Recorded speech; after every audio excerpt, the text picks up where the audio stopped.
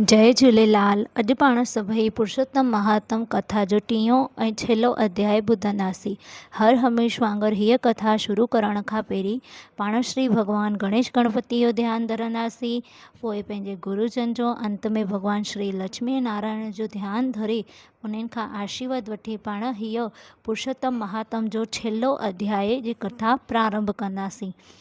बोलो श्री लक्ष्मी नारायण भगवान की जय। वक्रतुंड महाकाय सूर्यकोटि समप्रभ निर्विघ्नं कुरु मे देव सर्वकार्येषु सर्वदा। गुरु ब्रह्मा गुरु विष्णु गुरुदेवो महेश्वरा गुरु साक्षात् परं ब्रह्म तस्मै श्री गुरुदेव नमः।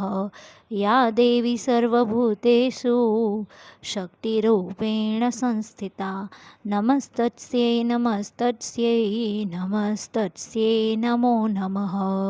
बोलो श्री पुरुषोत्तम महात्म की जय। अध्याय टियों। प्यारी साध संगत, हाणे पुरुषोत्तम व्रत जो उद्यापन जी विधि सावधान थी करे ॿुधो।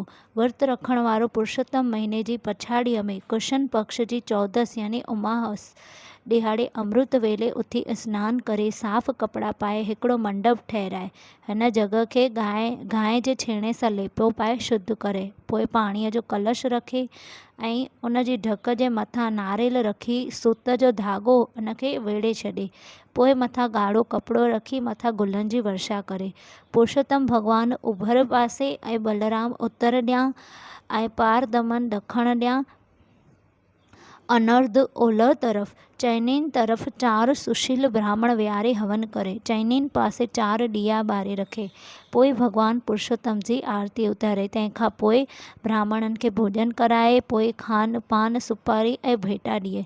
थी सघे त तव्हां गौदान बि करे था सघो। कथा पढ़ण ऐं ॿुधण वारे खे कलश, मूर्तियूं ऐं श्रीमद भागवत या श्रीमद भागवत गीता जो दान करे, खेसि भोजन खाराए, दक्षिणा ॾेई खेसि आशीर्वाद वठे। कंजीअ जे कटोर में मालपुड़ा विझी 7 धागनि सां वेड़े श्री कृष्ण भॻवान खे अर्पण चई सुशील ब्राह्मण खे दान करे, पोइ पाण कुटुंब समेत वेही भोजन करे। अहिड़ी तरह व्रत रखण वारो उद्यापन करे। बोलो श्री पुरुषोत्तम महात्म की जय।